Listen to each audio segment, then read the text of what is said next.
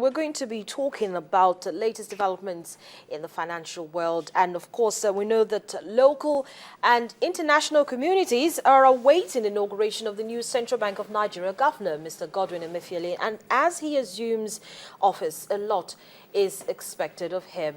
Well, we're going to be talking about what is expected of him and what should be the best way he should look at these expectations and run with it, especially since we're in a pre-election year. All of this, of course, is going to come up in the course of the conversation, which I'm going to be having with the Managing Director, Chief Executive Officer of Economic Associates, Dr. Ayo Teriba. Dr. Teriba, good morning and thank you for coming in. Good morning. Well, it's an exciting time for us this week where the new CBN Governor, Mr. Godwin Emefiele, assumes office tomorrow. But what are your expectations? Because it's kind of mixed. Some people are happy and some people feel that, well, it's coming at a good time, but there's always that but. Well, right. Well, the first issue is about what constraints the international financial realities are likely to continue to impose on what the CBN can do. In the last couple of years, there has been worries about policy normalization in the developed markets, particularly the United States, as they begin to wind down, their quantitativism. So there's been pressure on the foreign exchange market. The central bank has been under pressure to use a country's external reserves to defend the value of the naira.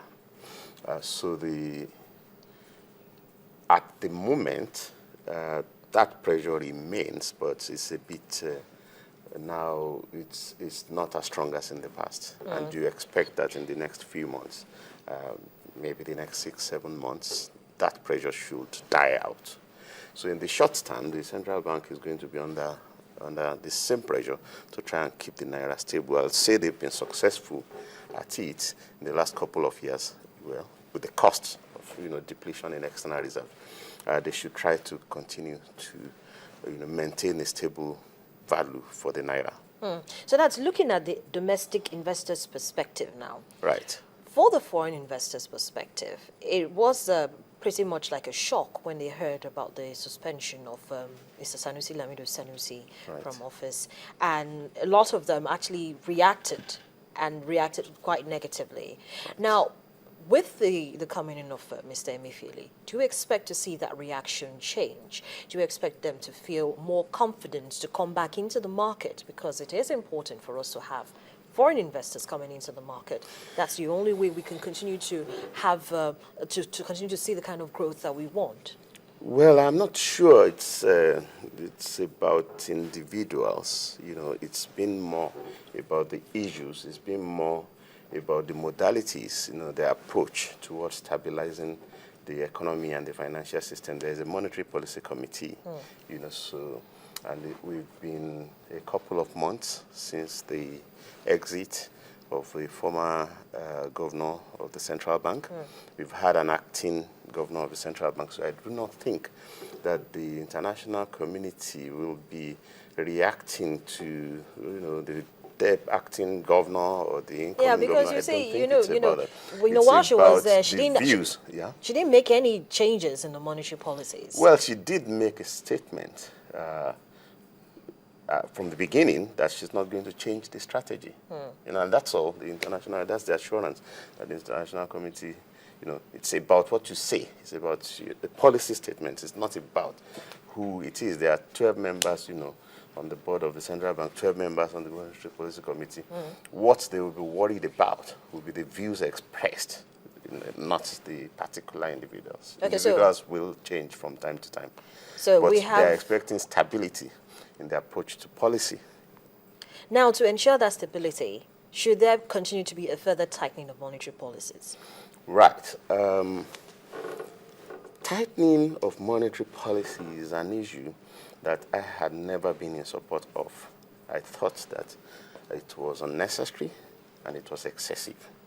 I thought that in part it was reckless, on the part of the previous, Yeah, I've given credit on, stabilizing the naira, but I thought that the tightening did not give sufficient regard to its impact on real economic activity. Before tightening started in 2010, inflation was 15%, and unemployment rate was also 15%.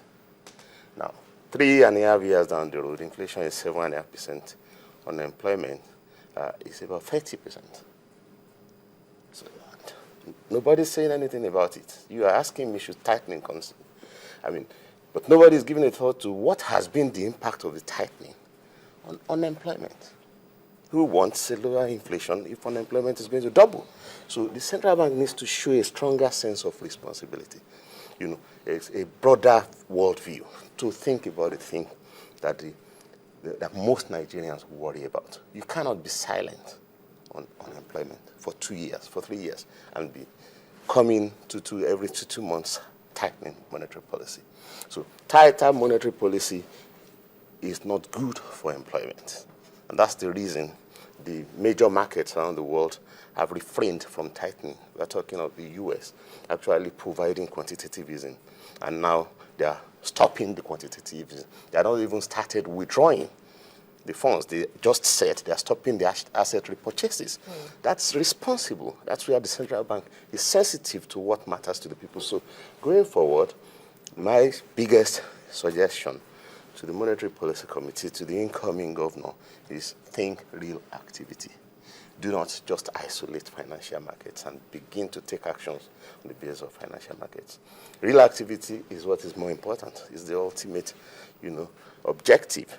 You getting price stability is just a means to an end. It's not an end in itself. The reason why you want price stability is so that real activity will not be destabilized. By the time you now ignore real activity and begin to pursue,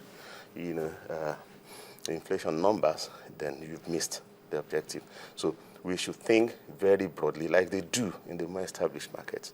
They all have in the US, in the UK, they have announced unemployment thresholds. They've come out with a forward guidance that, hey, until unemployment drops to a particular level, we are not likely to hike interest rates.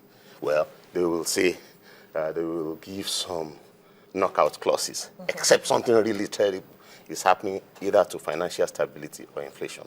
But if there is any prospect that this is not going to get out of hand within the next 2 years, we will not raise rates until unemployment comes down. So we too, that's what's good, for our economy.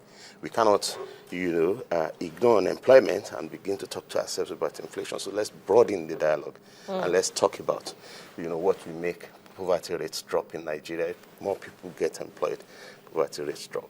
Okay, so now, if I get your stance right, it's that Mr. Emefiele should strike a balance between monetary tightening and creating jobs and employment, so to speak. Now, that also brings us to the issue of fiscal policy. So can he really achieve this without the fiscal side? The fiscal side also has a role to play in all of this. He wants to, most market watchers like yourself are expecting that we should get the real economy to grow, especially since we know that that's what actually is going to provide the kind of jobs that we need. With an unemployment rate of almost 30%, it really, really needs to be looked into. And so he can't do everything.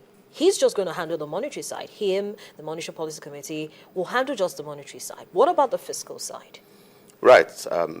The two have to be synchronized. There has to be some coordination between the central bank and the Ministry of Finance, or, the presidency, who are the fiscal authorities.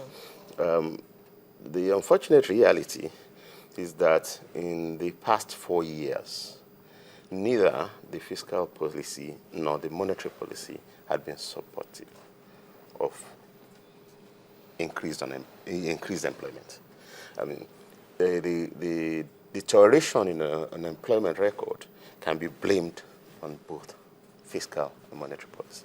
Because the fiscal policy has been unduly tight, unnecessarily tight. The fiscal or the monetary? Fiscal has been unnecessarily tight in that Nigeria selects a benchmark for the oil price, that is too low. If you have unemployment rate in 2011 of 23.9%, you are not the one that should be saving aggressively. You should be thinking of putting more of the resources that you have, to reduce unemployment. So fiscal policy has been too tight in Nigeria, such that Nigeria doesn't have enough to spend on capital spending. We spend more or less all our money on recurrent items, and you need to borrow to fund capital projects. And you're borrowing in the face of savings, very deep savings based on the excess accrued account. And you now add to that the impact of tight monetary policy. So both the fiscal authorities and the central bank need to be given very explicit unemployment thresholds that they should condition their actions on the attainment of certain employment objectives, such that if Nigeria wants to save, Nigeria has to think very carefully what's the optimal rate at which I should save. It's not just I'm saving for saving's sake, so that unemployment can begin to come down.